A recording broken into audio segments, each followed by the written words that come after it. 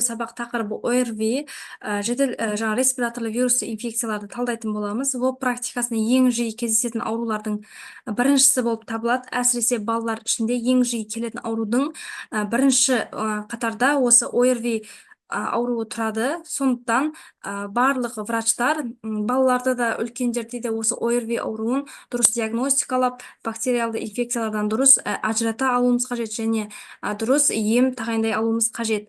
Енді ОРВИ дегеніміз не?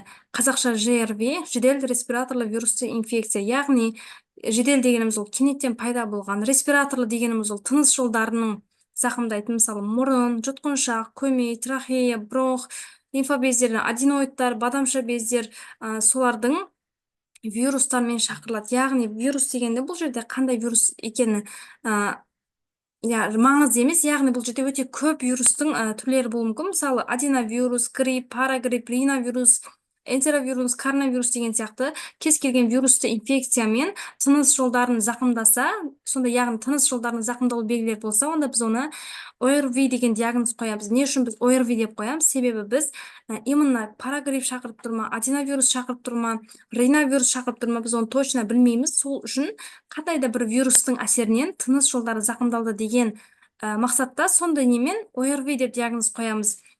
Себебі біз не үшін ол вирусты анықтап отырмаймыз? Себебі олардың ауру бірдей жүреді және олардың лечениясы да бірдей болады. Сонымен қоса мына вирустардың барлығын точно оларды жоятын доказательный медицина бойынша олардың этиологиялық лечениясы жоқ. Этиологиялық лечение дегеніміз бұл именно ауруды тудырып тұрған себеп бар ғой, инфекция, соны жоятын дәрі тағайындаған кезде біз оны этиологиялық деп айтамыз.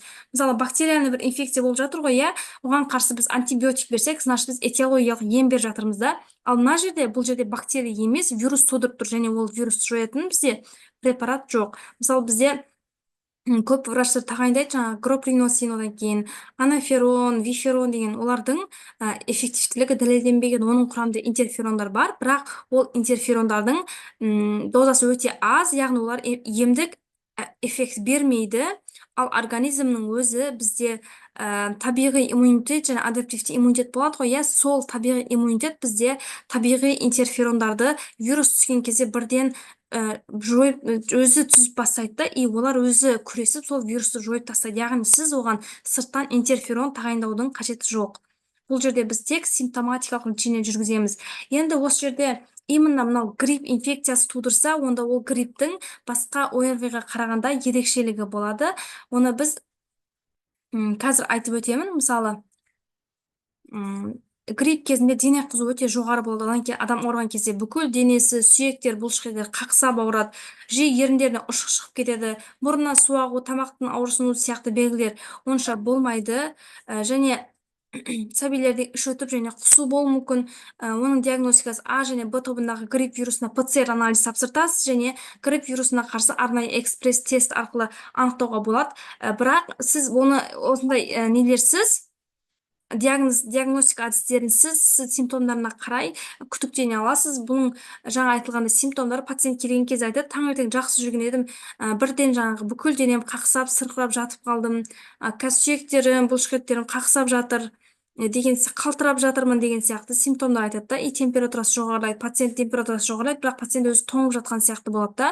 Осы кезде біз гриппке күдіктеніп бірден грипптің лечениесін тағайындаймыз. Бізде басқа ОРВИді, яғни вирустарды жоятын дәрілер жоқ болғанымен, именно осы грипп вирусына қарсы әсері дәлелденген бізде доказательный медицина бойынша препарат бар. Оларға бізге жатады тамифлю, флувир, асельтамивир деген препараттар жатады. Олар 30 және 45-70 миллиграмдық дозировкада капсула түрінде бар. Мысалы 10-15 килограмм бала болса, 30 миллиграмнан 2 реттен 5 күнге тағайындаймыз. Үлкен адамдарға 75 миллиграмнан 2 реттен 5 күнге тағайындаймыз және жүктілік және емізу кезінде тағайындауға болады. Бұл дәріні біз жаңағы грипп белгілері басталғаннан бастап 48 сағат ішінде тағайындасақ, оның эффекті болады. Мына жерде жаңағы қанша килограммға, қанша дозада тағайындау толықтай жазылған. Мынау флувир препараты басқа дәрілерге қарағанда арзандау жүреді және пациенттер осыны алуға жаңағы шамасы жетеді. Мысалы, сіз тамифлюны алып, егер ол 10 мың тұратын болса, пациент сатып алмауы мүмкін.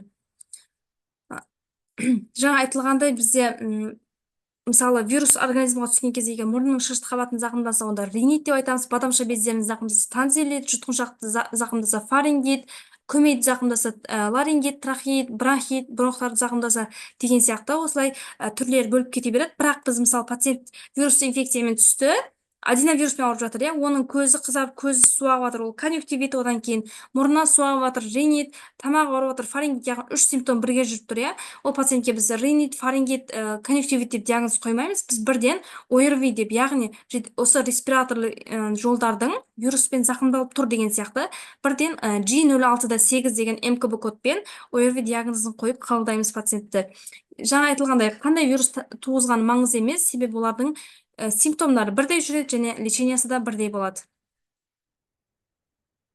Енді осы жерде мысалы грипптің біз алдын алу үшін бізде поликлиникада гриппол несі салынады, ол вакцина салынады. Қыркүйек және қазан айларында сіздерге гриппол вакцинасы келді, пациенттерді шақырыңдар деп айтады. Сол кезде жасалу қажет 5 топ адамдар, бізде 5 жастан кіші балалар, тыныс жолдарының созылмалы ауруымен учетта тұратын пациенттер, хобл және бронхиальды астмасы бар адамдар, одан кейін жүрек ақаулары бар балалар, мысалы ВПС-пен туылған балалар және 65 жастан асқан адамдар және жүктілер мен емізетін аналарға міндетті түрде салу керек болып табылады. Себебі грипп вирусы басқа вирус инфекцияға қарағанда ауыр түрде және леталды исходқа дейін алып барады балаларда.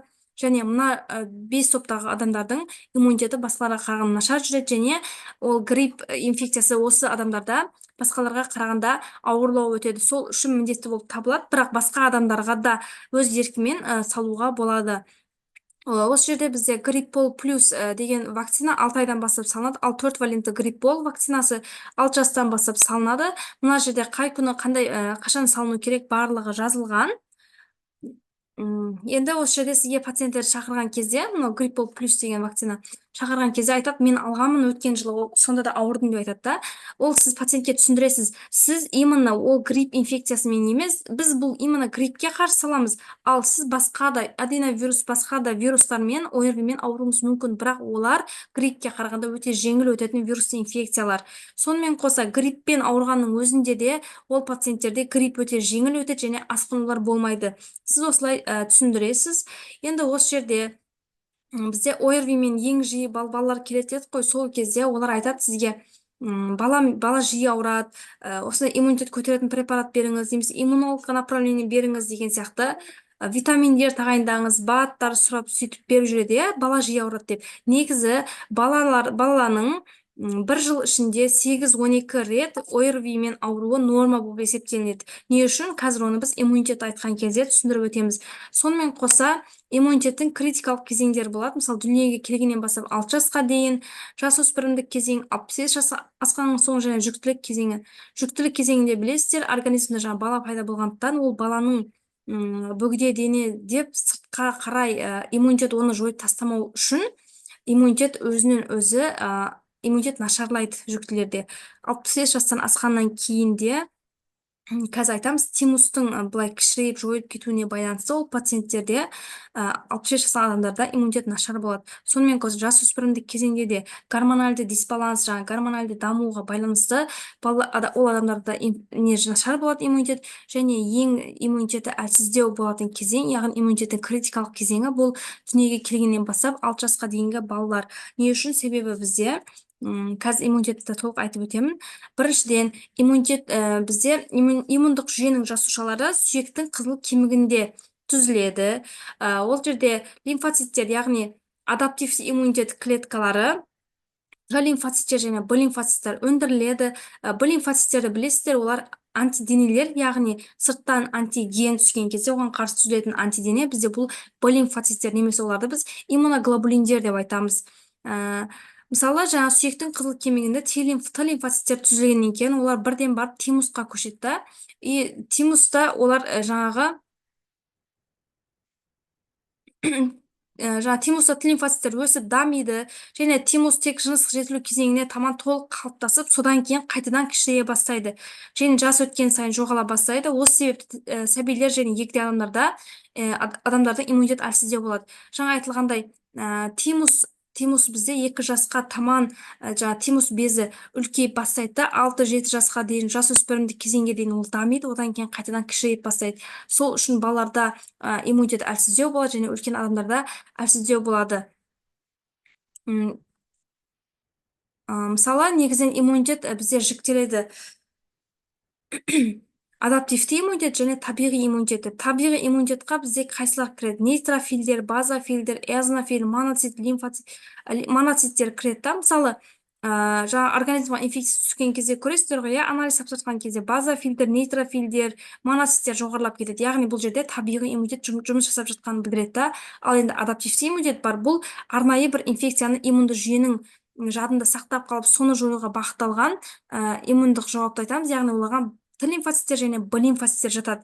Мысалы, мына жерде табиғи иммунитет бұл жаңа айтылғандай нейтрофиль, базофиль, эозинофильдер кіреді дедік қой, иә. Организмға вирусты инфекция, қандай да бір инфекция түскен кезде соны жоюға бағытталып, бірден табиғи иммунитет клеткалары түзіледі және оларды жойып тастайды, бірақ оларды қайтадан иммундық жадта сақтамайды. Ал енді табиғи иммунитеттің күші жетпеген кезеңде, мысалы біз күнделікті қоршаған орта стерильде емес қой, әртүрлі инфекциялармен контакт болады. Бірақ біз күн сайын біз әртүрлі инфекциялармен ауырмаймыз ғой. Себебі ол түскен кезде табиғи иммунитет оларды бірден жойып тастайды да.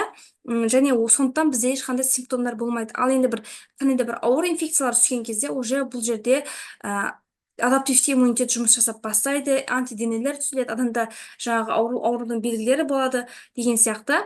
Мысалы, бізде табиғи иммунитет қай жерде орналасады? Олар жаңағы инфекцияның түсетін қақпалары бар ғой, ауыз қуысының шырышты қабаттары, ас қорыту жолдарының, тыныс алу жолдары, мысалы, мұрын, бронхтардың шырышты қабатында орналасады және кез келген инфекция түскен кезде оларды бірден жойып тастайды. Мысалы, бактерия түссе, оларды өзіндік жоятын дефансин деп аталатын табиғи антибиотик, ал вирус түссе, табиғи интерферондар бөлініп бастайды. Әсіресе олар 3-ші күннен бастайды. Сол үшін ОРВИ-дің 3-ші күннен 5-ші күніне қарай пациентте жазылу өзінен өзі жазылу басталады. Яғни пациент ешқандай интерферон, анаферондарсыз өзі жазылып бастайды.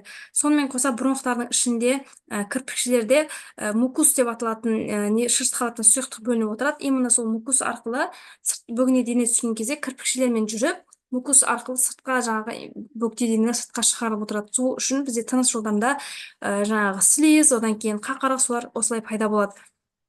Ал енді мысалы бізде табиғи иммунитет күнде жұмыс жасап отырады ғой, енді қандай да бір ауыр инфекциялар бар. Мысалы, бізде кор, краснуха, коклюш деген олар түскен кезде оларда табиғи иммунитет күші жетпейді. Бұл кезде бізде адаптивті иммунитет жұмысқа қосылады. Яғни бұл жерде Т лимфоцит және Б лимфоциттер іске қосылып, арнайы Б лимфоциттер арнайы антиденелер өндіріп бастайды, яғни иммуноглобулиндер түсіп бастайды және оларды жояды инфекцияны. Мысалы, кормен ауырды, былай айтып өтейін, кор инфекциясы түсті организмға, одан кейін иммунитет активтенді және Б лимфоциттер түзіліп, именно бізде кор инфекциясына қарсы иммуноглобулин М түзіледі. Сол үшін сіз пациентке анализ тапсыртқанда, корға қарсы иммуноглобулин М анализін тапсыртқан кезде егер положительный болса, данный момент ол пациент осы инфекциямен ауырып жатқанын білдіреді. Одан кейін ол инфекцияны жойып тастағаннан кейін, пациент жазылғаннан кейін ол жерде сол иммунитет бізде иммунды память пайда болады. Яғни ол инфекцияны жойғаннан кейін ол жерде иммуноглобулин G пайда болады да. Яғни ол келесіде сол инфекция түскен кезде организмда ол уже ешқандай иммунды активтенбей тұрып, яғни ол қайтадан иммунитет түзілмей, сразу оны жойып тастайтын дайын иммундық память, дайын антиденелер жүреді қанда. Яғни бұл иммунитет қалыптасқан, иммунды памяті бар, именно корға қарсы иммунитеті бар деген сияқты білдіреді да. Сол үшін ол иммуноглобулин G организмда пожизненно сақталып қалады. Яғни сіз пациентке иммуноглобулин G-ге егер анализ тапсыртсаңыз, кормен ауырған пациент болса, онда ол положительный болады. Дәл сол сияқты, егер М отрицательный, ал G положительный болса, значит бұл пациент дәл осы инфекциямен бұрын ауырған және ол жазылған. Данный момент ол пациенттің оған қарсы иммунитеті бар екенін білдіреді. Кейбір врачтар немесе ата-аналар анализ тапсыртқан кезде М отрицательный, бірақ G положительный болса, соны емдеуге әрекет жасайды да, и оған қарсы жаңағы әртүрлі препараттар тағайындап бастайды. Бірақ ол сіз қанша емдесеңіз де оны жоя алмайсыз, себебі ол қандағы инфекция емес, ол организмда оған қарсы иммунитеттің бар екенін ғана білдіреді. Яғни осы жерде ата-аналарға сіз түсіндіруіңіз қажет. Бізде қанша мыңдаған инфекция түрлері бар да, ал адам ауырған кезде оған қарсы үнемі жаңағы иммунитет активтер жұмыс жасап, пациентте жаңағы ОРВИ белгілері дамып отырады, бірақ ол пациент өзі жазылып отырады, иә, табиғи интерферонның әсерінен, және оған әр инфекция ауырғаннан кейін оған қарсы иммунитет пайда болып отырады да. Ал енді сол үшін үлкен адамдар уже біз бала кезімізде жиі ауырып, уже бізде иммунитет қалыптасып қойғанда, ал енді балалар туылған кезде стерильный болып туылады, олардың организмінде ешқандай иммунды память жоқ, ал одан кейін олар әр ауырған сайын осылай иммунды память осылай күшейіп иммунитет күшейіп отырады. Осыны түсіндіреміз. Енді ОРВИ кезінде ең негізгі симптомдардың бірі бұл дене қызуының жоғарылауы.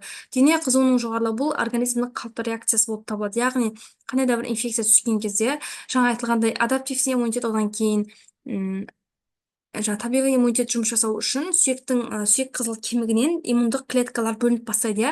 Олар бөлініп, олар активті түрде сол инфекция түскен ошақ бар ғой, мысалы тамақта болсын, бадамша безіне инфекция түсті ме, может құлаққа түсті ме, сол жерге жиналып барып, сол жердегі инфекцияны жоюға бағытталу үшін организм бірден жұмысын активтеп жібереді және дене қызуын жоғарылатады. Және дене қызуы жоғарылаған кезде бұл жерде бізде жіктеледі. 37-38-ге дейін жоғарыласа субфибрильді, 38-39 бұл фибрильді, одан кейін пиретикалық 39-41 градус, 41 градустан жоғарыласа гиперпиретикалық болып табылады. Сонымен қоса қызыл және ақ қызба деп жіктеледі. Ақ қызба дегеніміз ол кәдімгі қызба, бірақ бұл кезде алғаш температура бірден қатты жоғарылап кеткен кезде жаңа перифериялық тамырлар қысылып қалады, және олар тарылғандықтан ол жерде аяқ қолдары бозару және мұздау болып тұрады да. Сол үшін оны біз ақ қызба деп айтамыз. Одан кейін ол қайтадан тамырлар кеңейгеннен кейін ол жерде қызару болады, ол жерде пациентті ұстап көрген кезде денесі қызып тұрады, және бұл кезде біз қызыл қызба деп айтамыз. Енді қызуды қалай түсіреміз? Егер балаларда біз қалай түсіреміз? Баланы толық шешіндіреміз, яғни мына организмдағы артық қызу, жылу сыртқа қарай шығып кетуі керек. Сол үшін сыртқы температура адамның температурасынан яғни аздау болу керек. Негізінен оптимальды температура бала үшін де, үлкен адам үшін де 22-21 градус болып табылады. Келесі физиологиялық салқындату әдісін қолданамыз. Физиологиялық салқындату әдісі дегеніміз бұл именно лимфа бездері орналасқан аймақтарды жылы сумен сылау болып табылады. Мысалы, бір матаны жаңағы дәкен суға сулап аламыз, жылы суға. Бұл жерде салқын су болмауы керек. Ол бірден жаңағы тамырлардың спазмын алып келеді. Сол үшін жылы суды аласыз. Одан кейін баланың маңдайы, мойны, қолтықтары, шаптары, тізелерінің артын жылы сумен сүртеміз, және оның өзінің қайта құрғап кетуін күтеміз. Яғни оны сразу артынан сүртіп тастамайсыз. Солай 10 минут ішінде 1-1 градусқа дейін қызуды түсіріп, баланың жағдайын жақсартады. Келесі температура түсіретін препараттың баланың салмағына сай есептеп береміз. Одан кейін біз температураны қашан түсіреміз? Баланың жалпы жағдайына қараймыз. Мысалы, бір баланың температурасы 37,5 болып тұрып, бірақ бала өзін жақсы, өзін жайсыз сезінсе, яғни бала тамақ ішкісі келмейді, бала жата береді, бала мазасыз болып тұрса, онда сіз баланың температурасын түсіруіңіз қажет болады. Ал егер баланың температурасы 38 болып тұр, бірақ бала ойнап жүр, тамағын ішеді, суын ішеді, жағдай жақсы болса, онда сіз тек физиологиялық салқындату әдісін жасап, және температурасын бақылап отырасыз. Яғни бұл жерде иммунитет жақсы жұмыс жасап жатыр, және бала оны көтере алып жатыр. Сондықтан бұл жерде біз оған кедергі келтірмейміз, тек физиологиялық салқындату әдісін жасап отырамыз. Бұл дені сау балаларға қатысты. Яғни егер бала бұрын дене қызудың фонында балада фибрильді судорога болған болса, немесе бала невропатологты учетта тұратын, яғни неврологиялық қандай да бір созылмалы ауру бар болса, онда ол пациенттің температурасы 37-ден асып бастаған кезде бірден температурасын түсіру керек болады. Ата-аналарға осылай түсіндіреміз. Ал келесі үлкендерге біз парацетамол 500 мг немесе ибупрофен 400 мг тағайындаймыз. Күніне 1 реттен 3 ретке дейін ішуге болады. Жүктілік және емізу кезінде тағайындауға болады бұл препараттарды. Ал балаларға парацетамол, ибупрофен препаратын тағайындаймыз.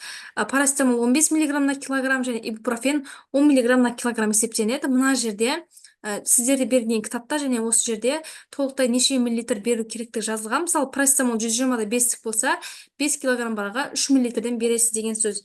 Сонымен қоса температура түсіру кезіндегі бас ережелер: сұйықтықты көп беру, сұйықтық ішпесе міндетті түрде ол температура түспейді, сұйықтық ішу керек. Одан кейін дәрі дозасын дұрыс есептеу, мисалы примерно касыкпен алып ичкизген кезде ол дозасы аз болса температура түспөү мүмкүн.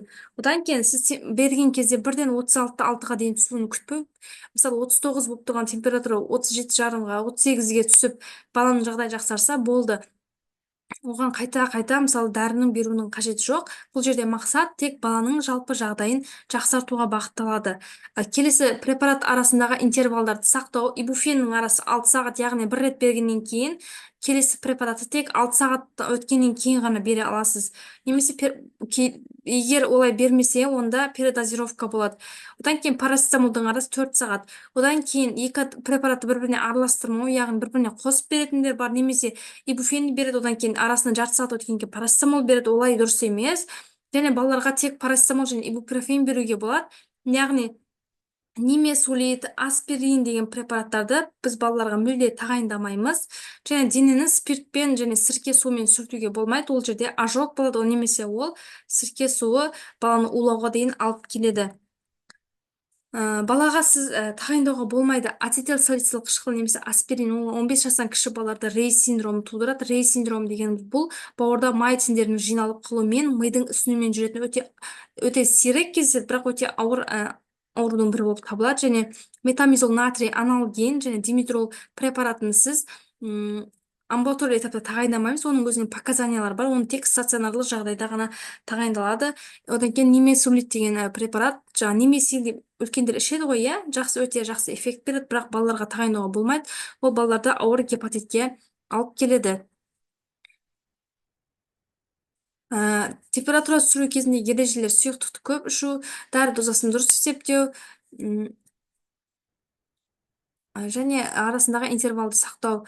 Буларды айттык. Келеси бизде ошол жерде пациенттер сурайт сизден, мисалы свечи бар го, эфиралган, жана свечини колдонобузбу, немесе сироп берейинби деп. Эгер баланын иши өтүп жаткан болса, онда мисалы свечи колдонбаган дурус. Ал эгер бала дары ичкен кезде кусуп тастап жаткан болса, онда свечи колдонгон жакшы. Бирок көбүнесе жогору температура кезинде свечиге караганда сироптор жакшы асер этеди. Келеси бизде фибрилдик курусуу дегенimiz не? Фибрилдик курусуу кичинекей балдарда жиі кездешет. Балдардын 3 ай менен 5 жаш аралыгында, асиресе 18 және 1 жаш 1,5 жаш аралыгында өтө жиі кездешетин. Дене температурасы кенеттен жогору көтөрүлүп кеткен кезде, мисалы 38ден жогорулаган кезде пайда болотун кадимки курусууду айтамыз. Курусуу кезинде жанагы судороги берет пациентте. Бул дени сау неврологиялык оору жок балдарда да кездешет. Яғни бул коркунучтуу эмес. Бул жерде именно жанагы температуранын бирден жогорулап кетүүнө байланыштуу болот. Сол үчүн кээ бир ата-аналар балада судорога болмасын деп коркат да. Бирок мисалы биз баланын температурасы 38,5 жогорулап тур, жаңы 38 жогорулап тур, бала өзүн жакшы сезинип тур, бирок ата-анасы жанагы одан да жогорулап кетип, курусуу болмасын деген максатта бирден препарат берүү мүмкүн да. Бирок бул сиз препарат берген кезде ол препарат бирден асер этпейди го. Яғни препарат ичкенден кийин де ол балада курусуу болуу мүмкүн. Осуну түшүндүрүү кажет эгер ошондой жагдай болгон кезде. Және бул балада фибрилдик курусуулар эч кандай одан кийин өзүндө эч кандай аскынуу, яғни неврологиялык осложненияларга алып келмейди. Келеси бизде ринит, ОРВИ кезинде эң жиі кездесетін симптомдардын бири мурун шишт кабатынын кабынуу, яғни мурунан суу агуу деп айтамыз, булай карапайым тилде. Бул мурунан суу агуу, шишт кабаттардын исинүүгө, вирус инфекция кезиндеги процесс. Бул симптомдор агызда вирус менен күрөшүп жатканын билдирет. Яғни жасыл түстүү маңка бул жерде бактериялык инфекциянын косулганын белгиси эмес, ол да бир калыптуу болуп табылат да. Яғни ОРВИнин эң башында вирус кирген кезде ол жерде моноциттер, жаңа айткандай табигый иммунитет моноциттерди бөлүп, моноциттер келет, одан кийин ол жерге лейкоциттер косулуп, лейкоциттер келген кезде маңканы жасыл түскө боойтун пероксидаза ферментин бөлөт. Именно бул жерде мисалы мына жерге вирус түстө мурунун аймагына, ол жерге моноциттер келип аны жоюп баштайт, жана ол жерден жаңа айтылган слиз бөлүп, слиз чыгат да, мурунан суу агат. Одан кийин ол бир нече күндөн кийин ол жерге лейкоцит келип, соларды толуктай фагоцитоз, яғни фагоцитте буларды жоюп тастагандан кийин ол сыртка чыгады, және бул жерде жасыл маңка агат. Аптанын соңуна пайда болгон жасыл маңка ол коркунучтуу эмес.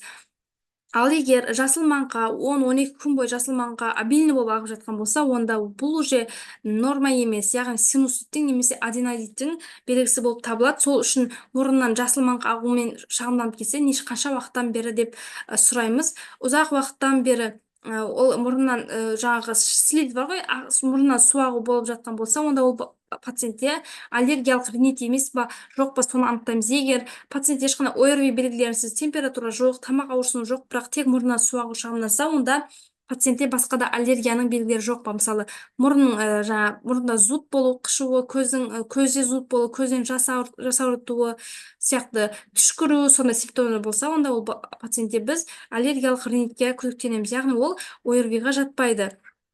Енді мұрнынан су ағудың емі қалай болады? Мұрнынан жаңа су ағып жатқан кезде оны тек біз жуып шайып сол жердегі местный лечение жасаймыз. Бұл жерде бізде изотониялық ерітінділерден нәрестелерге физраствор 0,9%, 1-2 тамшыдан 3-4 реттен тағайындалады. Ал аквалор беби капли 3-4 реттен 2-3 тамшыдан тағайындаймыз. Аквамарис беби капли 3-4 рет, күніне 3 рет 3 тамшыдан тағайындаймыз. 1 жастан асқандарға уже спрей түрінде тағайындалады. Бұл жерде аквалор беби мягкий душ немесе аквамарис беби классический спрей тағайындалады. Ал 2 жастан асқандарға және үлкендерге, жүктілерге аквамарис норм спрей тағайындаймыз. Ал енді мұрынның бітелуі болып жатса, қатты насморк болса, сопли обильный болып жатса, жаңаға нелер көмектеспесе, онда біз гипертониялық ерітінді тағайындаймыз. Оларға бізде балаларға синамарин беби капли 2-3 тамшыдан тағайындалады. Ал үлкендерге аквамарис стронг және аквамарис экстра сильный, бұлардың құрамында тұз көп болады және олар мына жердегі ісінуді алады да, и насморкты басады. Сонымен қоса мүлде жаңағы мұрын бітеліп қалып, мұрнынан дем ала алмай қалған жағдайда, онда біз тамыр тарылатын препараттар тағайындаймыз. Олар ол жердегі тамырларды тартылып қоюына байланысты тыныс алуды жақсартады, мұрын ашылады. Бірақ бұлардың ерекшелігі бұл адамдарда тәуелділік тудырады, яғни 3 күннен артық тағайындауға болмайды. Мына жерде дозировкалар жазылған. 1 жасқа дейінгі балаларға називин 0,01%-тен 1-2 тамшыдан 2 реттен 3 күннен артық қолдануға болмайды. 1-6 жаста називин 0,25%, ал үлкендерге називин 0,05%-тен тағайындаймыз. Дозировкаларын жазып алыңыздар. Ал енді мұрынға тамызуға болмайтын препараттар бізде сүт, қызылмай, мирамистин, оксалиновый маз, интерферондар және перикс водород жатады. Не үшін? Себебі сүт біріншіден ол стерильді емес. Одан кейін қызылмай және оксалиновый маз, олар май болғандықтан мынау мұрынға түскен кезде ол біріншіден жаңағы кірпікшелердің функциясын бұзады, яғни кірпікшелер дұрыс жұмыс жасай алмайды және ол жердегі маңқаны сыртқа дұрыс шығара алмай қалады.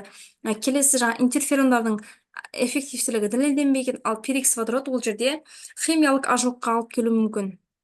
Жаңа айтылғандай тек аквамарис, аквалор, синамарин тағайындаймыз. Ережелер бізде мұрынның бітелу кезінде үйдің температурасы 18-22 градус болса, онда баланың да, үлкен адамның да тыныс алуы жақсы болады. Себебі үйдің ауасы өте құрғақ болған кезде ол жерде тыныс жолдары құрғап кетеді және оның жазылуы қиын болады, иә.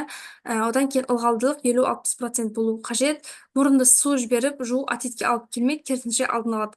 Кейбір пациенттер жаңа мұрнынан су жіберіп тазалаңыз деп айтқан кезде, көбінесе олар қорқады, құлаққа алып кетеді деп. Негізі ол дұрыс неміз. Пациентті осы жерде мұрынды қалай дұрыс шаю керектігін пациентке көрсетесіз. Бала алдыңға қарап, басын еңкейіп отырады және спрейді алып мұрнынан құяды және қайтадан осылай жуып отыру керек болады. Яғни оны жатқызып қойып жасауға болмайды. Енді бұл жерде мұрынның жаңағы балалар мұрынды сіңбіруді білмейтін балаларға біз аспираторларды тағайындасақ болады. Мына жерде бұл аспираторлар мұрынды тазалайтын құрал болып табылады. Дүниеге келгеннен бастап тағайындауға болады. Аспиратормен мұрынның маңқасын сормастан бұрын баланың мұрнына физиологиялық немесе гипертониялық 2-3 тамшы ерітінді тамызасыз. Одан кейін ол жұмсағаннан кейін аспираторды қолданамыз. Бұл жерде мына жерде көрсетіп тұр, иә, аспиратор. Мысалы, мына жақты баланың мұрнына салады да, и мына жерде өзінің фильтрі болады. Ал мына жақта мысалы анасы аузымен тартқан кезде мына напормен жаңа мұрнның ішін тазалап алады да, и мына мұрнына шыққан мына жерге фильтрге жиналып қалады. Оның да мысалы мынау мысалы механикалық түрі, груша тәрізді түрі бар, мына жерде суретте көрсетілген. Одан кейін механикалық, одан кейін вакуумдық және электронды түрлері бар. Ол пациент өзінің жағдайына қарай сатып алады. Ал енді мұрнына сұйық бөліну су тәрізді бөліп жатқан кезде, онда ненің аспиратор қолданудың қажеті жоқ. Аспираторды біз тек өте қою маңқа болған кезде тағайындаймыз. бала шығара алмаған кезде және баланың тыныс алу қиындаған кезде. Осы жерде аллергиялық риниттің лечениесін айтып өтемін. Азеластин ксантис 140 микрограммдық дозада 10 мл спрей назальный түрде бар. Оны 2 дозадан күніне 2 реттен тағайындайсыз, немесе мамизол немесе назанекс аллерджи деген бар. Соны күніне 2 дозадан тағайындаймыз. Бұл иммунна аллергияға қарсы әсер етеді. Яғни пациент мұрнына су ағып келген кезде, жаңа айтқандай, сіз ОРВИ емес, ол пациентте аллергиялық ринит болса, осы лечениені тағайындайсыз. Және аллергияның ең негізгі емі бұл сол не нәрсеге аллергия беріп жатқан болса, сонымен контактты толықтай шектеу қажет. Егер ол контакт бола берсе, ол пациентте аллергия емделмейді. Келесі осы жерде аденодитті айтып өтейін. Аденодит дегеніміз бұл мынау мұрынның ішінде орналасқан аденоид безі бар. Яғни біз мынау тамақта бадамша безі орналасқан ғой, дәл сол сияқты мына жерде аденоидті без бар. Яғни ол лимфа безге жатады да, иммундық ненің бір мүшесі, иммундық жүйенің бір органы болып табылады. Енді осының мысалы, дәл біз адам ауырған кезде ринит болады, тамақ ауырады, бадамша бездер ісінеді, дәл сол сияқты осы аденоид безде ісінеді да. И ол ісінгеннен кейін бала қайта жиі ауыра берсе, мысалы әр 2 апта сайын ауырады, жаңағы ісінген аденоид безі мына жерде қайта қалпына келмей тұрып, ісінген түрінде пациент қайтадан ауырды. Одан кейін енді орнына келіп жатқан кезде, пациент қайта ауырып бастаған кезде, ол жерде ол хронический болып ісініп қалып кетеді. Оның 3 түрі бар да. Мынау бірінші степень, екіншісі мынау степень және үшінші степенде толықтай жауап тастайды. Оның белгілері қандай? Мұрынның бітелуі, мұрынның ағуы, ауызды ашып тек ауызбен дем алу. Неге? Себебі мына мұрын жолы бітеліп қалған. Бала мұрнымен дем ала алмайды, аузымен дем алады. Мұрнынан үнемі жасылмаңқа ағады да, прям сасық иісі болады. Одан кейін пациент дауыс дұрыс шықпайды. Не үшін? Себебі мына мұрын бітеліп тұрғандықтан мұрнымен сөйлеп жатқан сияқты болып. Бала мыңқылдап сөйлейді, түнде қорылдайды. Дұрыс. Одан кейін бала аузын ашып дем алады. Аузын ашып дем алғандықтан тамақ құрғап кетіп, түнде жөтел мазалайды. Одан кейін түнде қорылдау, кейбір адамдарда жаңағы түнде тыныс тоқтап қалады, дұрыс дем жетпегендіктен. Сонымен қоса аденоидтің қосымша белгілеріне қайсы жатады? Таңертең бастары ауырады. Не үшін? Себебі кислород жетіспей жатыр, балаға мазасыз болады. Аденоиді бар балалардың түрлері мынандай болады. Аденоидный лица деп айтады. Бұл ұзақ уақыт аденоидқа байланысты. Пациент жаңа мұрнымен дем алмаған, үнемі аузымен дем алғандықтан, уже прививка болып қалғанда аузын ашып жүреді да. И аузын ашып жүргендіктен, аузымен дем алғандықтан постоянно аузын ашып жүреді. Бұл пациенттерде жаңа бет жүздері ұзын, төменге қарай созылған, тілдері салбыраған болып тұрады, және жоғары жақтары тар, төменгі жақтары дөңгеленген сияқты болады. Дәл осы сияқты. Сіз осындай түр көрсеңіз, значит бұл балада өте ұзақ уақыттан бері ауыр аденодитпен ауыратынын білдіреді. Енді біз тактикамыз қалай болады?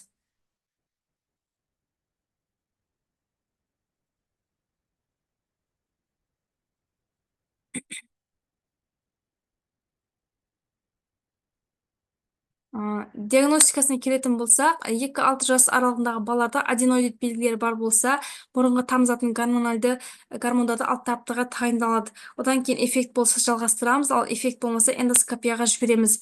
6 жастан үлкен балаларға шағымдар бар болса, эндоскопияға жібереміз. Аденодит расталса, мұрынға тамызатын гормондар 6 аптаға дейін тағайындалады.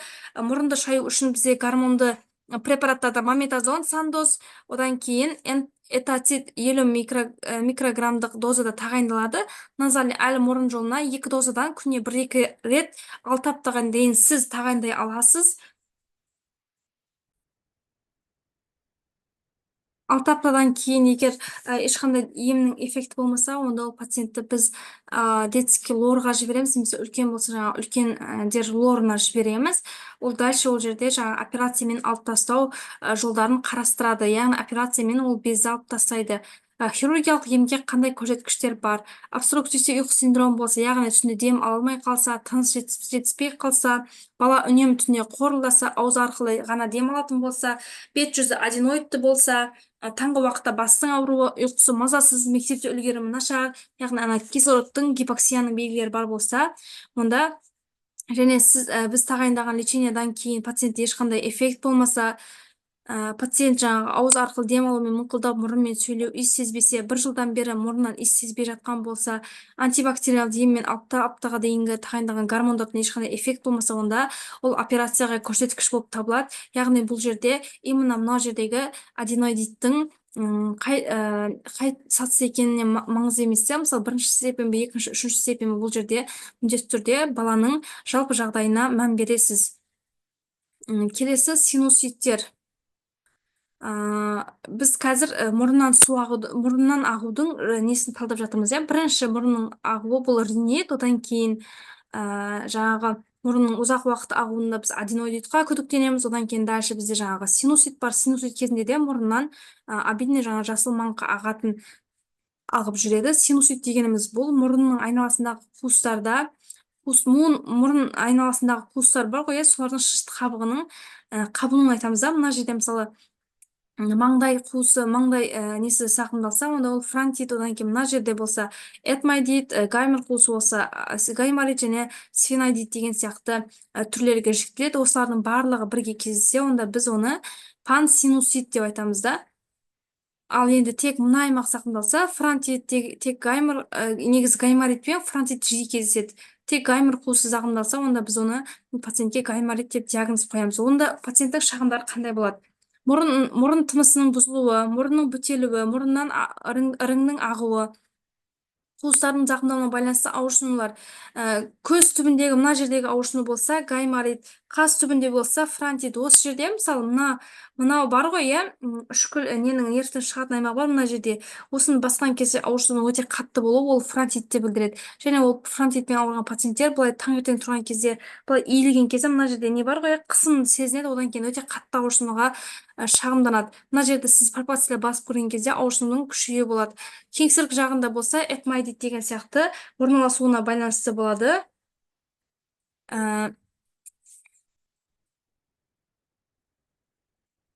Сонымен қоса мұрынның қуысының іріңді бөлінулері болады, мұрынның бүтелуі болады, бет жағында мұрынның түбінде жұмсақ тіндердің қабынуы және пациентте температураның жоғарылауымен бірге жүреді. Оның диагностикасы қандай болады? Риноскопия, яғни мұрынның ішін қараған кезде мұрынның іші қызаруы, шышты қабаттардың қабынуы, ортаңғы мұрын қуысының іріңнің шығуы, мұрынның артқы жақтарында іріңнің шығуы, шығып жатқан іріңнің жаман иісті болуы, яғни сасық иісті жасыл маңқаға шағымданады. Мұрынның қосалқы қуыстарының проекцияларын саусақпен пальпациялап басып көрген кезде ауырсынуға шағымданады. Және сіз анализға жіберген кезде зертханалық анализдерде, жалпы қан анализінде лейкоцитоз, яғни лейкоциттің жоғарылауы және сояның жоғарылауы болады. Одан кейін микрофлораның зерттеуге тапсырған кезде бұл жерде именно қандай қоздырғыш неғып жатқанын біз анықтауға болады. Оны пак-пассив деп айтады, яғни именно сол жерден қандай қоздырғыш қоздырып жатыр, соны анықтап, именно соны жоюға бағытталған лечение беруге болады. Егер ол хронически жиі қайталанатын болса, лечение қандай болады? Бұл вирус инфекцияға жатпайды. Бұл тек сіздерге диагностика үшін, яғни риниттен гайморит және аденоидиттің ерекшелігін қысқаша айтып өттім. Бұл жерде осындай симптомдармен шағымданған кезде сіз бірінші ол пациентті анализға жібересіз және рентгенография пазух носаға жібересіз, яғни мына аймақтардағы барлық қуыстарды рентгенге түсіреді және ол жерде рентгенде сізге рентгенолог врач диагноз қойып береді. Яғни ол жерде ірің бар, гайморит немесе фронтит деген диагноз қойып береді. Одан кейін сіз ол пациентке лечение тағайындайсыз. Лечение міндетті түрде антибактериалды ем тағайындалады. Ампицилин 1 граммнан 2 реттен 7 күнге тағайындалады, немесе амоксициллин және клавуланың қышқылының қосылған, яғни амоксиклав препаратын тағайындауға болады. Бұл жерде дозировкасын сіз жасына байланысты болады. Осы дәріні жазып, ең жиі тағайындалатын препарат болғандықтан дозировкасын әр жасқа біліп алу қажет болады. Мысалы, біз үлкендерге 835 миллиграммға плюс 125 миллиграммдықтан бір таблеткадан 2 реттен 7 күнге тағайындаймыз. Келесі, сонымен қоса азитромицин препаратын тағайындауға болады. 500 миллиграммнан күніне 1 рет қабылдағанда оны 3 күнге тағайындаймыз. Оның саудалық атауы Зитманк және Сумамед. Ал бала болса, сіздер уже білесіздер, Аспамокс немесе жаңағы Зитманк препаратын, аугументин препараттарын тағайындайсыздар. Олардың дозировкасы кітапшада толық жазылады. Сонымен қоса, жергілікті қолдануға арналған кортикостероидты препараттар тағайындаймыз. Бұл жерде бекламетазон бекламетазон, дипропионат препарат тағайындалады. Ересектер үшін орташа тәуліктік мөлшері 2-4 рет қабылдауға болады. 400 микрограмм дозада. Яғни бұл жерде ол пациентте гормоналды препаратқа показания болып табылады, егер мұрнының бітелуіне шағымданса. Сонымен қоса мұрынды шаю аквамариспен немесе жаңа аквамарис экстрасильный деген спреймен шаюды тағайындайсыздар. Және температура болған кезде температураны түсіру үшін парацетамол тағайындаймыз. Келесі бізде симптом тамақтың ауырсынуы. Тамақ ауырсыну себептері қандай? Тамақ ауырсынудың ең жиі кездесетін себептері фарингит, танзилит және абсцесстің болуы. Фарингит дегеніміз бұл именно жаңағы мына тамағын пациент алып көресіздер ғой, шпательмен сол кезде тамақ осылай қызарып тұрады. Мына жерде анық көрінбеген, негізі қып-қызыл болып тұрады. Яғни бұл жерде ешқандай гной жоқ, мына бананша бездер ісінбеген, тек тамақтың шышты қабат зақымданып тұр, жұтқыншақтың. Бұны біз фарингит деп айтамыз. Бұл 100%, 90% жағдайда негізгі несі 100% жағдайда вирусты инфекцияға байланысты болады. Сонымен қоса жаңағы механикалық да болуы мүмкін. Өте қатты күйдіретін тағам ішкен кезде, өте қатты не ішкен кезде, механикалық күйік болған кезде ол жер қызарады. Фарингит кезінде лечение қандай болады? Антисептиктермен тағайындайсыз, яғни фурацилин 2 таблеткасын 200 мл суға араластырып 5-6 реттен тамақты шаюды ұсынасыз.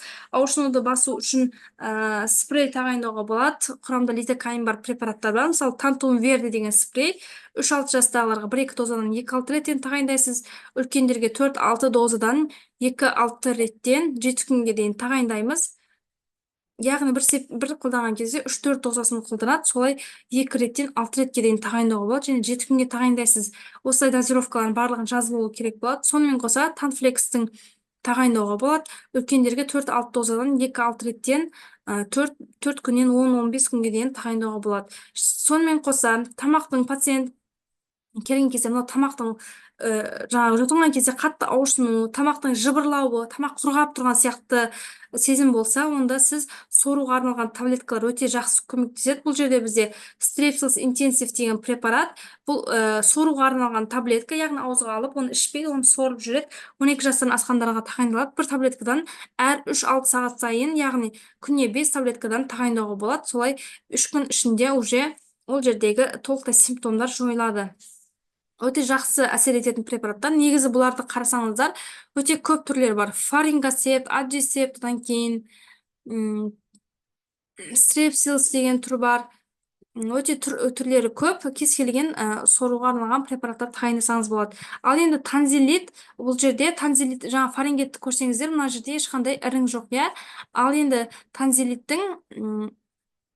кезінде осындай бадамша без симптомдар. Мына суретте бізде мына ірің тұр, ақ болып, бұл бактериалды танзилит екенін білдіреді. Бактериалды мынаның қабыну. Ал енді оның вирус түрде бар. Вирус кезінде мына жерде ірің болмайды, ол қып-қызыл болып тұрады. Дәл не сияқты, бірақ бұл жерде ісініп тұрады, қызарып тұрады, бірақ ірің жоқ. Ол кезде вирусты болады. Ал енді ірің бар болса, онда бактериалды болады. Бірақ екеуінің қалай біз бір-біріне ажыратамыз? Вирусты кезінде 39-дан жоғары болмайды температура, интоксикация қатты болмайды, жөтел, мұрнынан су ағу болады, тамақтың ауырсынуы қатты болады, және ауырсыну болмайды, одан кейін тек жаңа тамақ қыжылдау сезімі болады да.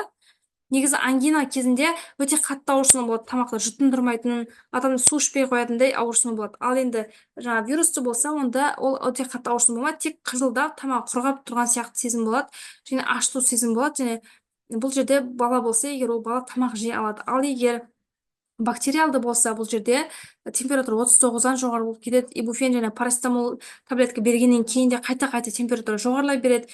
Интоксикация белгілі болады, бала жатып қалады. Жөтел және мұрнынан су ағу, яғни вирус инфекцияланған белгілері болмайды. Бұл кезде тамақ ауырсыну өте қатты болады. Бала тамақ түгіл судың өзін іше алмай қалады. Кейде сілекейдің өзін жұтынуға шамасы келмей қалады үлкен адам. Бұл жерде біз жаңағы стрептотест арқылы анықтаймыз, және стрептотест бізде жаңағы бесплатно да жоқ. Бұны через жаңа интернеттен, әртүрлі сайттардан, Озон солардан заказбен алдырып қолдануға болады. Бұл жерде обычный тест сияқты сол жерден, ол жерде инструкциясында жазылған Бізға жаңа 5 минут ішінде ол бактериалды ма немесе вирусты ма анықтап береді. Бізге не үшін вирусты немесе бактериалды екені маңызды, себебі вирусты болса біз антибиотик тағайындамаймыз, ал енді бактериалды болса міндетті түрде антибиотик керек. Егер ол көбінесе бізде тонзиллитті бетра жаңа стрептококктар тудырады, олар емделмесе өте ауыр асқынуларға алып келеді иә бізде. Сол үшін сонымен қоса біз қалай біз екеуін ажыратамыз? Мысалы балмен есептеуге болады. Вирусты ма бактериалды ма ажырату үшін мысалы температура 39-38-ден жоғары ма 1 балл, отечность, одан кейін гиперемия, одан кейін налет болып тұрса ол жерде тағы 1 балл болады. Кашель және катралды белгілері, вирус инфекциялардың белгілері жоқ болса тағы 1 балл. Одан кейін жаңағы лимфа бездерінің ұлғаюы болса тағы 1 балл. Одан кейін жаңағы температура баланың жасы, адамның жасы 5 пен 14 жас болса 1 балл, 15 жас пен 44 жас арасы болса 0 балл, ал 45 жастан жоғары болса -1 балл болады да. Осылай бала болса тағы 1 балл қостық иә біз. Осылай бізде мысалы 5 балл болды. Енді осылай біз қалай жіктейміз? Енді тамағына ауырсынып келген пациент болса, сіз жаңағы симптомдарға қарадыңыз иә. Мак Айзенко шкаласы бойынша тексердіңіз. Егер сізде тек 1 ғана балл болса, значит ол пациентте вирусты түрі және ол жерде тек симптоматикалық лечение бересіз, яғни антибиотик бермейсіз. Ал егер 2 балл мен 5 балл болса, стрептотест жасаңыз. Стрептотест отрицательный болса, тек симптоматикалық лечение береміз, яғни ол пациентте вирусты екенін білдіреді. Ал егер стрептотест положительный болса, онда міндетті түрде антибактериалды ем бересіз.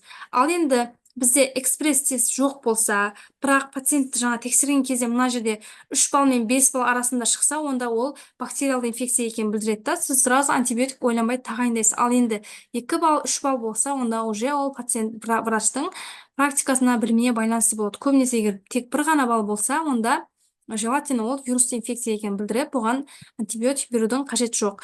Кей кезде мен осындай жағдайларда, мысалы, точно уверенный болмасам, мен общий анализ крови анализіне жіберемін анализға.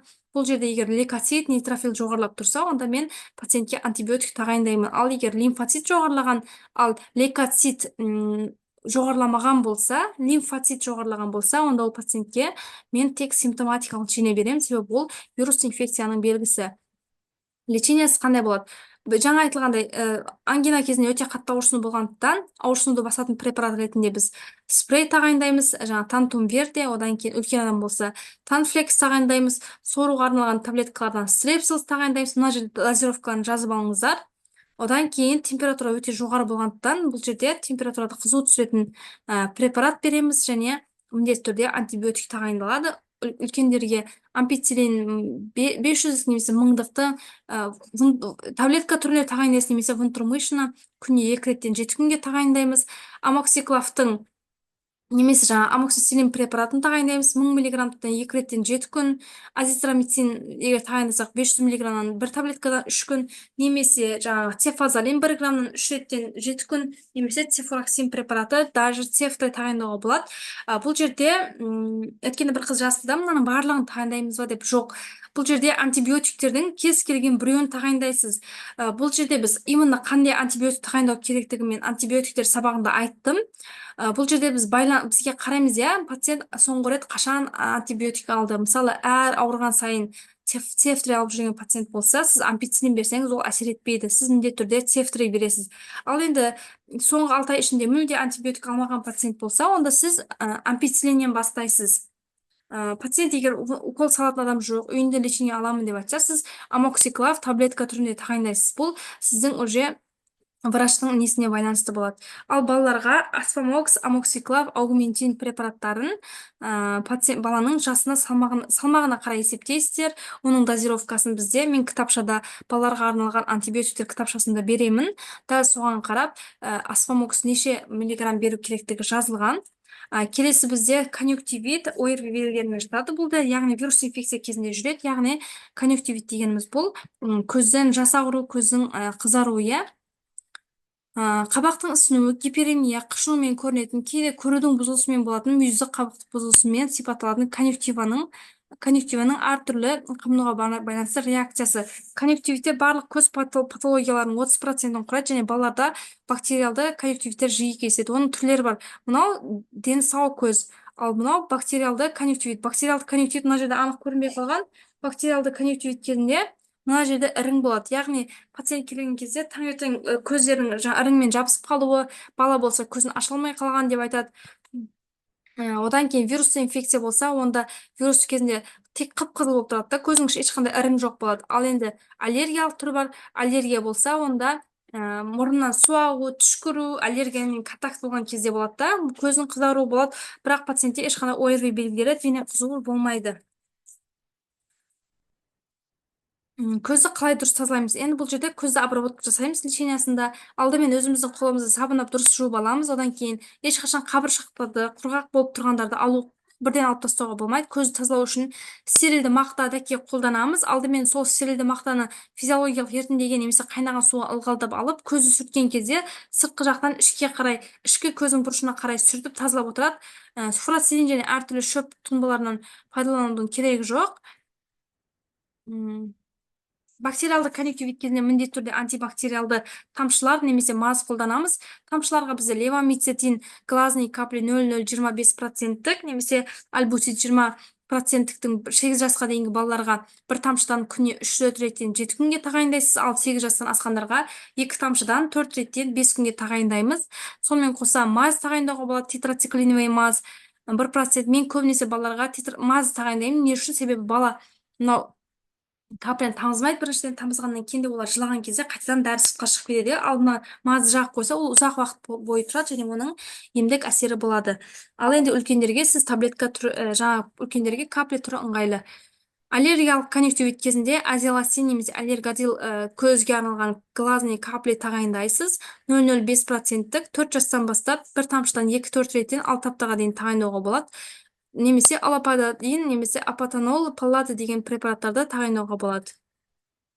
Мыналардың барлығы сіздерде кітапшада жазылған.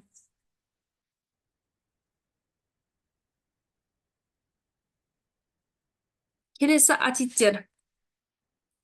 Негізінен пациент келген кезде, әсіресе балалар мұрнынан су ағуы, іріңді конъюнктивит және дене қызуының жоғарылау болса, онда сіз міндетті түрде пациентке атит деп диагноз қоясыз. Себебі осы үш симптом бірге жүрген кезде бұл атиттің классикалық белгісі болып табылады. Негізінен әр келген пациенттің, баланың температурамен келген баланың құлағын тексеруіміз қажет болады.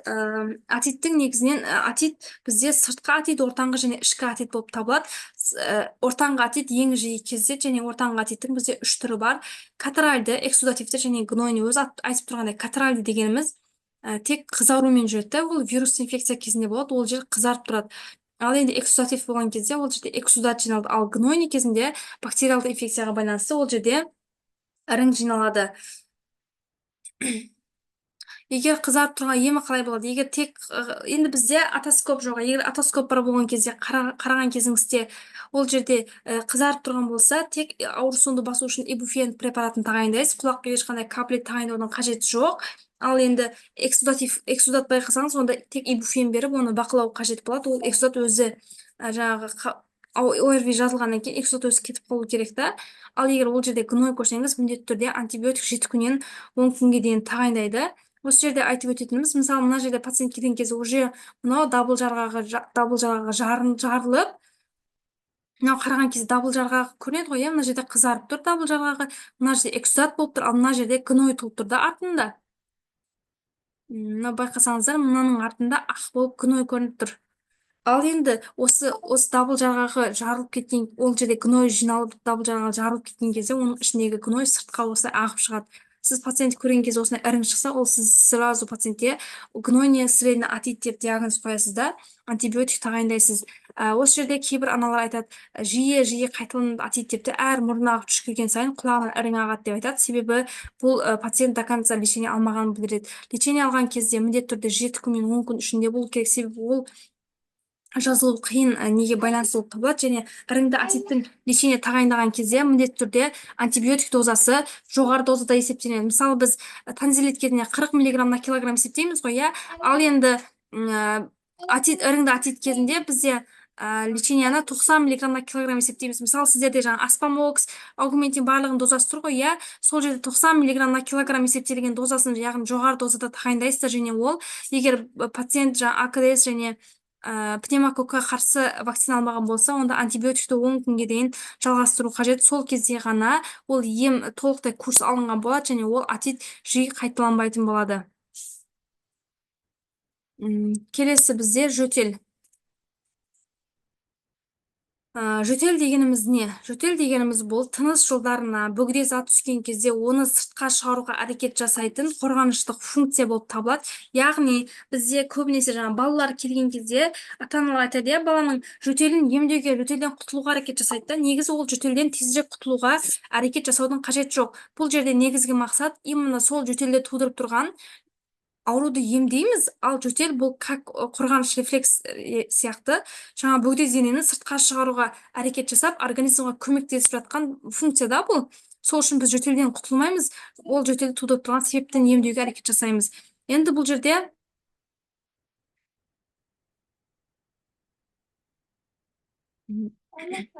ағымы бойынша жедел 2 аптаға дейінгі және созылмалы болса 4 апта бойынша болады. Түрлері құрғақ, ылғалды және үрмелі, ұстамалы. Мынау қате жазылып кеткен, ырыңдатып деген сөз. Түрлері құрғақ, ылғалды, үрмелі және ұстамалы жөтел деп жіктеледі. Негізгі диагноз қою бұл жерде пациенттің анамнезін сұрастырамыз, шағым және өкпе аускультациясы жүргізіледі және өкпені рентгенге түсіруге жібереміз. Осы жерде мен айта кетейін, бізде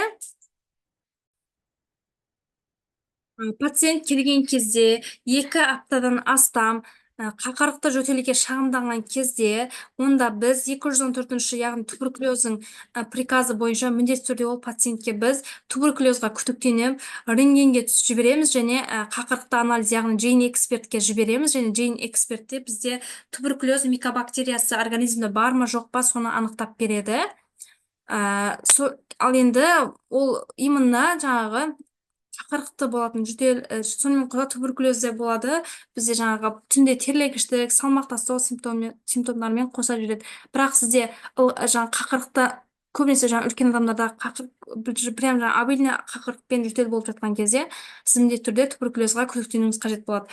Енді біз пациент жөтелмен келген кезде анамнезін сұрастырамыз. Анамнезін сұрастыру, шағымдарын сұрастыру не үшін маңызды? Себебі жөтел тек тыныс алу жүйесінің аурулары емес, жүрек қан тамыр жүйесінің аурулары кезінде де болады. Сол үшін анамнез маңызды бізге. Одан кейін аускультация жасаймыз өкпесін және өкпесін рентгенге түсіруге жібереміз.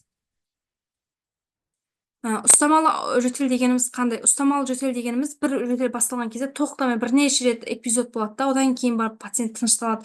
Бұл көкіліш ауруына тән. Интернеттен толықтай қарап алсаңыздар, видеосы мысалы, көкіліш ауру кезінде бірден ұстама бастаған кезде пациент құсып жібергенге дейін жөтеледі. Сонымен қоса, бұл аденовирусты инфекция және парагрипп кезінде де болады. Осы жерде көкіліш ауруын айтып кетейін. Көкіліш ауру кезінде бізде 100 күндік жөтел деп айтылады. Яғни ол пациент лечение алғанның өзінде де ол пациентте жөтел 100 күнге дейін неғылады, созылады және ол кіші балаларда өлімге дейін алып келетін өте ауыр инфекцияның түрі болып табылады. Бұл кезде өте қатты неге байланысты, балалар тұншығып, балаларды асфиксияға дейін, солай балаларды кислород жетіспей, сондай нелерге, ауыр асқынуларға дейін алып барады. Енді келесі бізде құрғақ жөтел. Құрғақ жөтел қашан болады? Құрғақ жөтел фарингитте, жүрек қан тамыр жүйесінің ауруларында және зоб ауруы кезінде болады.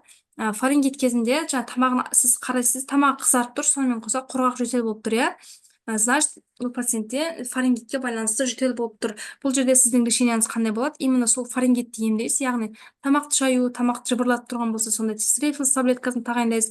Сол кезде құрғақ жөтел басылады. Құрғақ жөтел болса да бір пациенттер не ішіп жүреді да, мысалы амбро ішіп жүреді. Қазір мен амбро препарат, олардың барлығын механизмін түсіндіріп өтемін.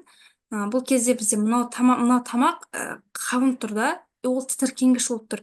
Біз демалсақ та, көшеге шықсақ та, әр түтін кез келген сырттағы фактор ол жаңа жерде тітіркендіріп бастайды, и жөтел басылады да бізде. Ал мына жақта ол бронхтар, тыныс жолдар таза да, тек мына жерге байланысты болып тұр. Сол үшін осы жерде емдеген кезде ол құрғақ жөтел басылады. Ал енді ылғал жөтел көбінесе бізде бронхиттің белгісі болып табылады. Яғни мынау бронх жолдары қабынады. Бірінші жаңа айтқандай, ол жерден шышты қабаттар мукоз бөледі. Мукоз бөлгеннен кейін инфекцияны жойып бастайды және оны сыртқа шығаруға бағытталып, кірпікшілер оны жеткізді сыртқа шығарып бастайды және ол жерде біз ол қақырық деп айтамыз, соны сыртқа шығаруға әрекет жасап бастаған кезде ол жерден ылғалдың шығып жатқан, яғни қақырықтың шығып жатқанына байланысты жөтел ылғалды болады. Ал енді келесі бізде Үрмелі жөтел, үрмелі жөтел бұл ларингит кезінде болады. Сонымен қоса күме туберкулез кезінде болады. Үрмелі жөтел не үшін пайда болады? Ол именно жаңағы дауыс байландар бар ғой, иә. Күме ларингит дегеніміз бұл дауыс байландарының зақымдануы. Мына жерде дауыс шығатын байламдар, ол жерде қан тамырлары өте көп та, сол үшін қабыну болған кезде бірден ісініп кетеді да. Ол жер дауыс шығып жатқан жеріміз былай тарылып қалса, біздің дауыс шығуымыз қиын болады. Және жөтелген кезде ол иттің үріп жатқан сияқты жөтел пайда болады. Осы қазір лечениясын жеке талдаймыз. Осымен қоса ОРВИ кезіндегі жөтелдердің ең негізгісі бізде фарингит және постназальный затекқа байланысты болады. Фарингит кезіндегісін айттым, ал постназальный затек дегеніміз бұл мұрынды жаңағы постназальный затек мына суретте көрсетілген. Мына мұрыннан обильный сопли болып жатыр, иә. Дәл осы сопли мұрыннан ағады. Ал енді ол бала жатқан кезде түнде әсіресе мына мұрыннан бөліп жатқан соплидің барлығы, шыштың барлығы былай мына жақтан жұтқыншақтың артымен тыныс жолдарына түседі. Ал жаңа айтылғандай бізде тыныс жолдарына бөгде зат түскен кезде оны сыртқа шығаруға әрекет жасайды дедік қой, иә. Дәл сол сияқты сыртқа шығаруға әрекет жасаған кезде бізде жөтел пайда болады да. Бұл жерде сіз пациенттің тамақ ашып қарасаңыз мынандай ірің көресіз. Бұл өте жиі пайдалы көрінетін көрініс. Ата-аналар көбісі байқамайды. Сіз ашып қараған кезде мына ірің ағып жатқан болады да. Содан ол мынанша тітіркеніп жатыр. Ал бұл жерде мысалы ата-аналар алады дағы пациент балаға амбро, мукалтин, бронкексин, линкас барлығын беріп тастайды. Ал бізде линкас, амбробене, ол муколитик препарат та. Муколитик препарат дегеніміз бұл қақырықты сұйылтатын препарат. Яғни мынау бронх болса, именно сол бронхтың ішінде қақырық бар. Оны біз жөтеліп шығара алмай жатырмыз. Және біз муколитикті берген кезде ол қақырықты сұйылтып береді. Яғни обильный етіп жиып кетіп береді. Және біз оны жөтеліп шығарған кезде ол оңай шығады да сыртқа. Ол сыртқа оңай шығу үшін біз муколитик тағайындаймыз.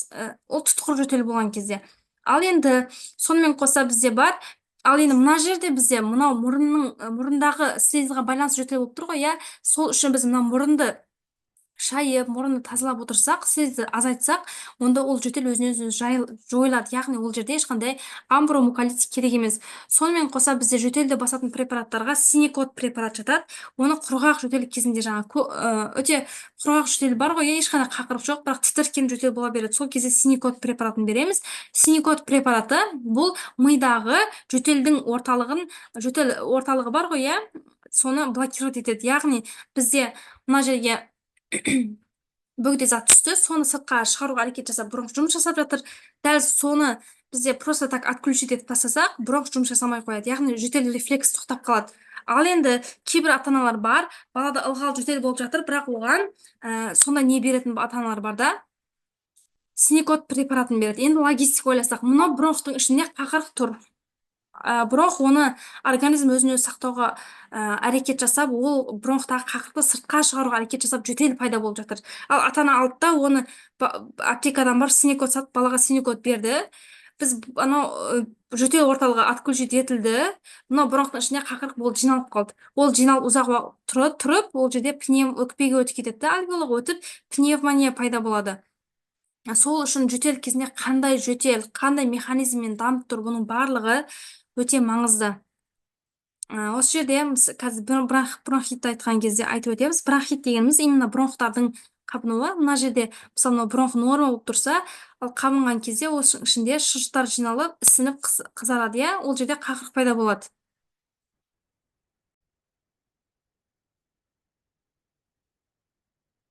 Және соның нәтижесінде адамда жөтел пайда болады, иә.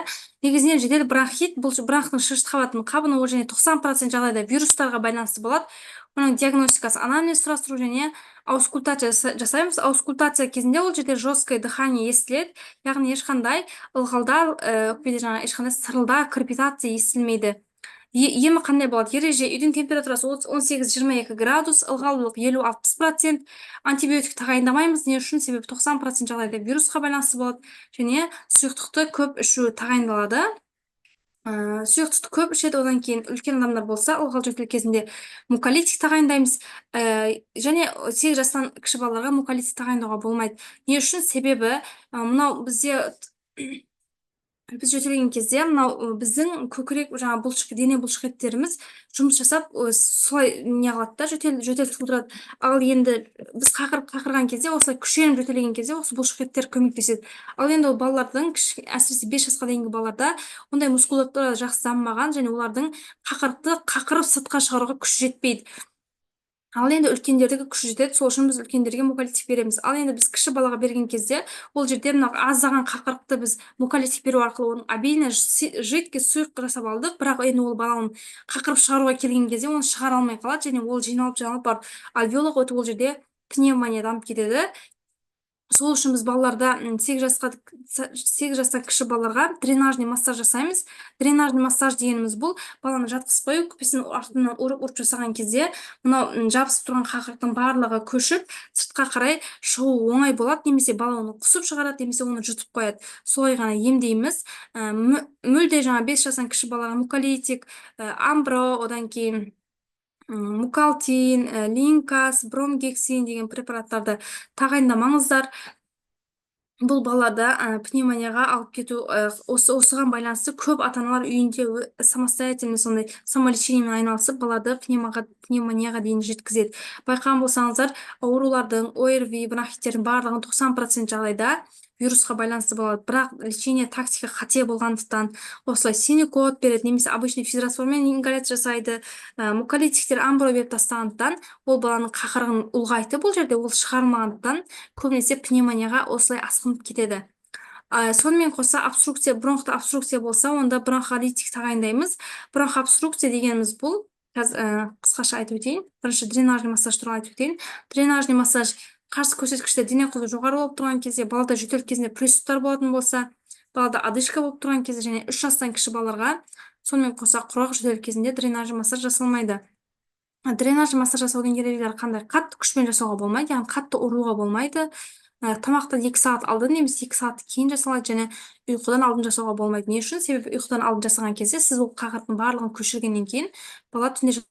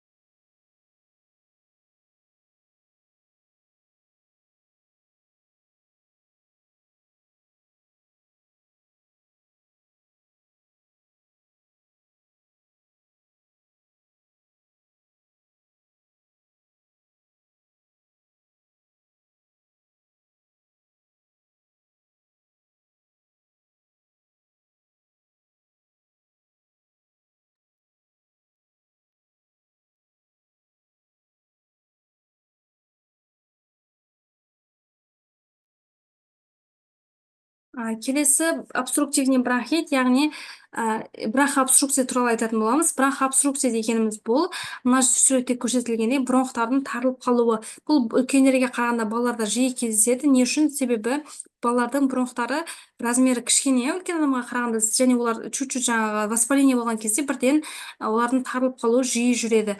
Бронхообструкция дегеніміз 3 түрлі механизммен жүреді. Біріншісі ол мына шышты қабат норма болып тұрса, мына жерде шышты қабат ісініп кеткен. Екіншіде оның ішінде мокрота жиналған. Төртіншіден мына сырттарынан бұлшықеттер спазмдалған. Осы 3 түрлі механизмнің әсерінен бронхообструкция болады, яғни бронхтар тарылады. Бұл жерде сіз өкпесін тыңдап көрген кезінде сол свистящий жаңағы хрип естіледі. Оның нелері сіздерге запистері жіберіледі. Және бұл кезде бронхообструкция бізде обструктивный бронхит және бронхиальды астма кезінде кездеседі. Пациент тыңдаған кезде сіз бронхообструкцияны байқасаңыз, пациенттің жасада дыханиясы жоғарылаған болса, сатурациясы нашарлаған болса, онда ол пациентте бронхообструкцияны жою қажет. Бронхообструкцияны жою үшін бізде бронхиолитик препарат, бронхтарды кеңейтетін препарат берадуал тағайындалады. Ипротропия бромид және фенотролдың қосылған түрі бұл берадуал препараты. Оны 0,9% натрий хлорид ерітіндісімен араластырып жасаймыз. Берадуалды ол яғни небулайзер аппаратына құйып жасалынады. Алып жатсаң кіші балаларға 1 килограммға 2 тамшыдан, яғни бірақ 10 тамшыдан көп емес, яғни 10 тамшы түрінде тағайындаймыз. 6 жас пен 12 жас ішінде 10 тамшыдан 40 тамшыға дейін тағайындауға болады. Үлкендерге 20 тамшыдан 40-50 тамшыға дейін тағайындауға болады. Мысалы 20 тамшыдан таңертең 20 тамшы берадуал, 2 мл физрасордан таңертең және кешке деген сияқты жасап тағайындайсыздар. Жүктіліктің 2-ші және 3-ші триместрінде де тағайындауға болады. Енді обструктивный бронхит пен бронхиалды астманың айырмашылығы қандай? Бронх обструкциясы белгісі 1 жыл ішінде 3 реттен жиі болса бір балада, анамнездің аллергиясы бар болса, ата-анасының аллергиялық ауру бар, ата-анасында астма бар, немесе баланың өзінде аллергиялық ринит, атопический дерматит деген сияқты аллергиялық қандай да бір ауру бар болса, сонымен қоса ОРВИ белгілі жоқ, атопический дерматит, аллергиялық ринит болған болса, аллергиялық конъюнктивит, сондай крапивница деген сияқты белгілер бар болған болса балада, және ОРВИ белгілерінсіз балада ешқандай қабыну белгілерінсіз бронхиал обструкция бірден дамыса, тыныс алу қиындаса, онда ол пациентте біз бронхиалды астма емес па деп күдіктенеміз. Бұл кезде біз иммуноглобулин Е-ге анализ тапсыртамыз. Иммуноглобулин Е бізде ағзада аллергиялық реакция бар ма жоқ па соны білдіреді. Одан кейін ол баланы пульмонолог және аллергологтың консультациясына жібереміз, және ол бала учетқа алынады, егер диагноз расталса. Келесі бізде ауру ларингит ауруы. Ларингит жаңа айтылғандай, бұл тыныс байландарының көмейдің зақымдалуы. Бұл кезде лечение бізде қалай болады? Көбінесе 90% жағдайда бұл вирус инфекцияға байланысты болады. Көбінесе бала бірден ауырған кезде түнде тыныс алуы, бала жылап, дем жетпей, бала тұншығып оянады да, бірден жөтелген кезде дауысы жуан болып тұрады.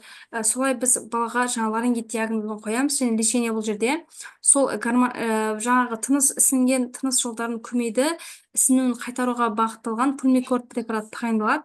Оның құрамында будесонид препараты бар. Суспензия для ингаляции, бұл физрасорға араластырудың қажет жоқ, яғни өзін тағайындайсыз. Балаға егер 1 граммнан тағайындаймыз, егер ол мынау доз дозировка жазылып тұр ғой, 0,25 деп, яғни мынаның ішінде 0,25 бар болса, онда оның 4 суспензияны бірден құямыз. Ал егер 0,5 дозировка болса, мына жерде онда 2 суспензияны бірден құйып ингаляция жасалынады. Ал енді үлкен адамдарға 2 граммнан тағайындаймыз, яғни 0,5 дозасының 4 суспензиясын бірден, бір ыдыс қой, соның 4-еуін бірден құйып ингаляция жасаған кезде ол ісінуді басады. Осы жерде кейбір врачтар немесе ата-аналар ларингит кезінде берадуал тағайындайды. Берадуалдың ешқандай эффекті болмайды бұл жерде. Себебі берадуал бізде мынау тарылған бар ғой, бронх бар ғой, мына жерде тарылып тұрған бронхты кеңейтетін эффекті бар да. Ал мына жерде ол ларингит кезінде бронх емес, именно көмей мына ісініп жақынданып тұр. Сол үшін біз оның ісінуін басатын препарат бізде пульмикорд препараты болады. Сол үшін соны тағайындаймыз. Енді осы жерде небулайзер туралы қысқаша айтып өтейін. Небулайзер осындай аппарат. Бұл бізде бір ата-аналар бар да, балаға ингаляция жасып беріңізші деп айтады да. Бұл жерде біз түсіндіруіміз керек. Ауруды ингаляция емдемейді, ауруды сол ингаляция, яғни небулайзер аппаратына құйылған препарат емдейді. Мысалы, оларға без разница да, қандай препарат болса да бере беріңіз, главный ингаляция жасып беріңіз деп айтады да. Негізі ол біз мысалы шприц арқылы дәріні тамырға енгізетін болсақ, ал енді небулайзер аппарат арқылы дәріні тыныс жолдарының төменгі бөліктеріне дейін жеткіземіз да. Сол үшін бұл жерде біз қандай препарат тағайындап тұрмыз, соған мән беруіміз қажет. Кей кезде оған показания жоқ болады, кей кезде показания бар. Мына жерде препаратты алады да, мысалы біз нені айттық қой, пульмикорд аппараттың 4-еуін алды, мына жер ашылады да, осыны ашқаннан кейін осы жерге препаратты құяды. Алдын ала жуып тазалап алады, стерилді болу керек. Одан кейін мынаның ішіне құйып алғаннан кейін мына жер ашылып жабылады. Жабамыз, және мынаны баланың аузына осылай қоямыз, және мына жақтан мұны токқа қосып, кнопкасын басқан кезде ол дәріні буға айландырып, тыныс жолдарының төменгі бөліктеріне солай жеткізетін аппарат болып табылады. Небулайзерға құюға болмайды, тағайындауға болмайды. Боржоми, чайный сода, одан кейін преднизолон, эуфилин, антибиотиктер тағайындамаймыз. Құюға болады пульмикорд, берадуал, муколитик және физраствор. Физрасвордың өзінің ешқандай емдік эффект жоқ, оны біз берадуалмен қосып тағайындаймыз. Физрасворды көбінесе ингаляция сұраған ата-аналарға кейбір врачтар жазып береді, бірақ оның ешқандай емдік эффект жоқ. Наоборот, ол артық жіткісті тыныс жолдарын түсіріп, оны қайтадан бала қақырып шығара алмай, ол асқынуларға дейін алып кетуі мүмкін. Ал пульмикорд ешқандай несіз, физрастворсыз өзін тағайындайсыз. Ал муколитиктерді 8 жастан асқандарға және үлкен адамдарға ылғалды жөтел кезінде, тұтқыр жөтел кезінде қақырықты түсіру үшін тағайындауға болады. Жалпы ОРВИ және жөтел туралы сабақтар осы. Келесі сабақтарда біз үлкендерде болатын бронхит, хобл, одан кейін астма тылдайтын боламыз. Назарларыңызға рахмет.